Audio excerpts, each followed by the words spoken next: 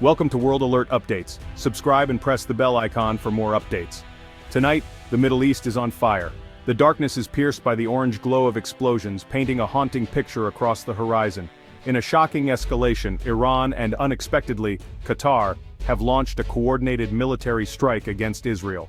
The world is reeling as missiles streak across the sky, their trails marking a new and dangerous chapter in the region's history. The skies over the eastern Mediterranean are a war zone. Sirens blare, families rush to shelters, and explosions light up the night. Panic and confusion grip the streets as parents clutch their children, seeking safety from the relentless barrage. The primary target, Ashdod, a vital port city and economic hub, its strategic location and bustling port have made it a lifeline for Israel's economy and a symbol of resilience. Flames and thick black smoke rise from the port, visible for miles. The inferno engulfs warehouses and shipping containers, threatening to spread further as emergency sirens echo through the night. This was a calculated military operation, not a random act of terror.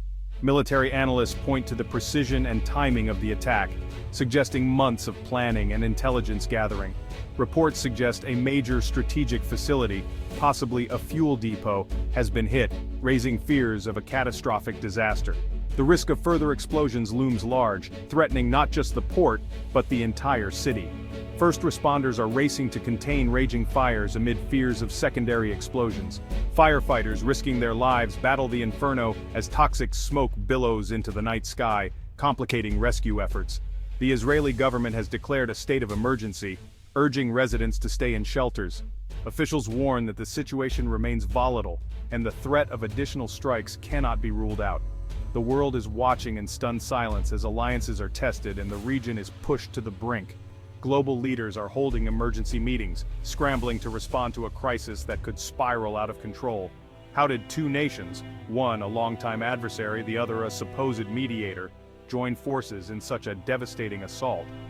Analysts are left searching for answers as diplomatic norms are shattered overnight. Tonight we're on the ground, bringing you the latest as this crisis unfolds. Our correspondents, donning protective gear, navigate the chaos to deliver real-time updates from the heart of the conflict. This is a story of war, betrayal, and a region on the edge. For many, the sense of security has vanished, replaced by fear and uncertainty about what tomorrow may bring. The consequences of tonight's events will reshape the Middle East for years to come. Borders, alliances, and the very fabric of regional politics are now in flux, as leaders scramble to adapt to a rapidly changing reality. The calm of a Friday evening has been shattered. Everything has changed. Streets once filled with life now lie deserted, echoing with the distant sounds of sirens and the crackle of flames. The fear is this is only the beginning. As families huddle in shelters, their faces lit by the glow of emergency lights, a single question hangs in the air. What comes next for Ashdod, for Israel, and for the entire Middle East? This was no isolated strike, it was a coordinated, multi-front assault. Iran launched advanced ballistic missiles from the east, while drone swarms from proxies overwhelmed Israeli defenses. Hezbollah opened a northern front with rocket barrages, and Hamas-backed drones attacked from Gaza in the south. Israel's Iron Dome lit up the sky, but the sheer volume of projectiles tested its limits. The goal, sow panic and stretch Israel's defenses to the breaking point. The most shocking twist: Qatari fighter jets joined the assault, marking a dramatic shift in regional alliances. Intelligence agencies worldwide are reeling from Qatar's unexpected involvement. The region's battle lines have been redrawn overnight. In Ashdod, the devastation is overwhelming. The city, once bustling with life, now lies shrouded in smoke and fear. Streets that were filled with laughter and daily routines are now marked by destruction and uncertainty. Shira, sheltering with her children in a cramped underground room, describes the building shaking violently as explosions echoed outside. She clutches her children close, trying to shield them from the chaos. The port, she says, was suddenly engulfed in fire, lighting up the night sky with an eerie glow. It looked like the sun had crashed into the sea, she says, her voice trembling with fear and disbelief. The brightness was blinding and for a moment, it felt as if the world outside had ended. The explosions were felt miles away, the ground itself seemed to tremble beneath everyone's feet.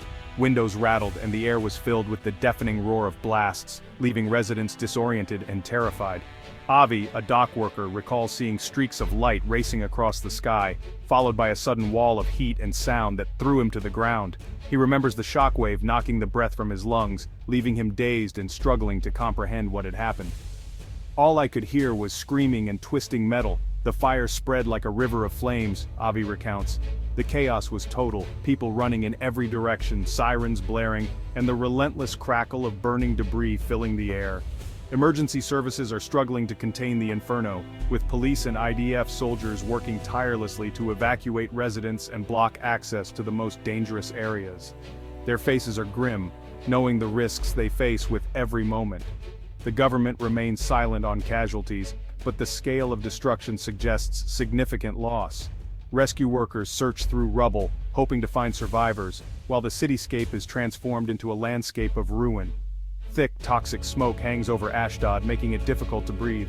The risk of further explosions keeps the city on edge, as emergency crews warn residents to stay indoors and avoid hazardous areas. The attack on Ashdod feels deeply personal, a strike at Israel's lifeline.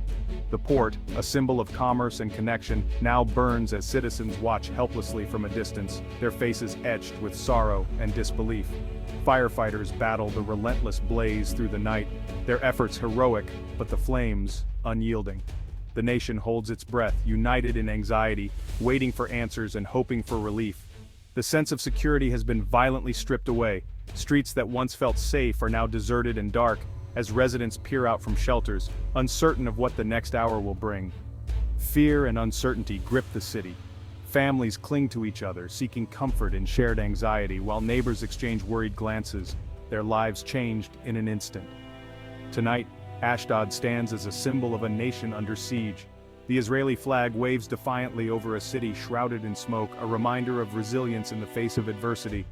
The familiar has been replaced by the terrifying unknown. Homes are shattered, streets are unrecognizable, and the routines of daily life have been upended by violence and fear. The people wait, desperate for news and hope. In shelters and homes, families huddle together, clinging to the hope that tomorrow will bring answers, and perhaps a return to peace. Analysts are racing to identify the weapons used in this unprecedented attack. Iran's latest ballistic missiles, capable of precision strikes from over 1,000 miles, were deployed. Drone swarms, including advanced Shahed models, saturated Israeli air defenses, overwhelming even the Iron Dome. The attackers' strategy: launch so many drones that even a small percentage getting through causes immense damage. Qatari fighter jets, possibly Rafales or F-15QAs, added a new level of military sophistication. This marks a new era of military cooperation between Iran and Qatar. Israel's intelligence and air defense systems have been breached, exposing vulnerabilities. The IDF is on highest alert, bracing for a possible second wave. The balance of power in the region has shifted overnight. Tonight's attack is the eruption of years of shadow war between Israel and Iran. Covert operations, assassinations, and proxy conflicts have now exploded into open warfare. Recent sabotage of Iranian sites attributed to Israel pushed Tehran to retaliate directly. Iran's move crosses a red line. State-on-state conflict is now reality. The Abraham Accords realigned the region, but also isolated powers like Qatar, pushing them closer to Iran. The Middle East is a tinderbox of rivalries, unresolved conflicts, and shifting alliances. The flames in Ashdod are fueled by years of accumulated grievances and strategic miscalculations. The shadow war is over, open conflict has begun. The scope of this war is frighteningly unpredictable. The region stands on the edge of catastrophe. The world watches, uncertain and afraid. Qatar's participation is the night's most bewildering twist. Once a diplomatic mediator, Qatar has now joined Iran in direct military action against Israel. Squeezed by the Abraham Accords and regional isolation, Doha may be forging a new axis with Iran. Internal politics and a desire to assert regional influence likely played a role.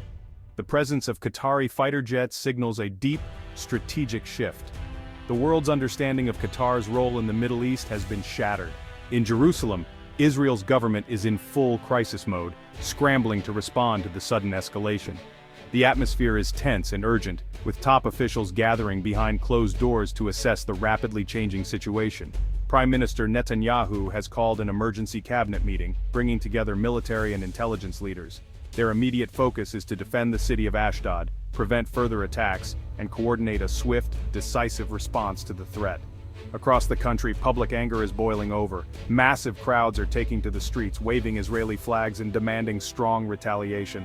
The sense of unity is palpable, as citizens rally behind their leaders in a rare show of solidarity. The Israeli military is on high alert. Fighter jets roar into the night sky, signaling that a direct strike on Iran is now a real possibility, one that could ignite an all-out regional war and draw in neighboring countries. Every decision made tonight carries enormous weight. The choices before Israel's leaders will not only determine their nation's fate, but could also reshape the entire Middle East for years to come. Meanwhile, in Doha, the mood is defiant. State media frames the attack as a bold defense of Palestinian rights, and pro-government rallies fill the streets with chants and national pride. The government projects confidence to the world, but behind the scenes, Qatari leaders are meeting in secret, carefully calculating the risks and weighing the potential consequences of their actions. In a dramatic move, Qatar has severed diplomatic ties with the West, signaling a major shift in its foreign policy and alliances. The city of Doha is on edge, its leaders facing a dangerous and uncertain new reality. The stakes have never been higher. Communication lines with Tehran are buzzing, as Qatari officials maintain constant contact with their Iranian counterparts, seeking reassurance and support. In government war rooms, leaders anxiously monitor news updates, bracing for the fallout and preparing for whatever comes next. By attacking Israel, Qatar has crossed a point of no return. Both capitals are gripped by tension, their leaders' next moves critical, not just for their own nations, but for the entire region's future. The world reacts with alarm. The UN Security Council convenes an emergency session, urging restraint and an immediate ceasefire. The US condemns the attack, pledging support for Israel, but desperate to avoid a wider war. European powers call for de-escalation, but their influence is limited. The Arab world faces a dilemma: support Israel or side with Qatar, risking internal unrest. The Arab League prepares to meet, but divisions run deep. If more nations join the conflict, the region could spiral into catastrophe. The world holds its breath, hoping diplomacy can avert disaster. Tonight's attack marks a paradigm shift in the Middle East. Iran has abandoned proxy warfare, striking Israel directly and raising the stakes for all. Qatar's involvement destroys the old binary of pro-Iran versus pro-Western camps.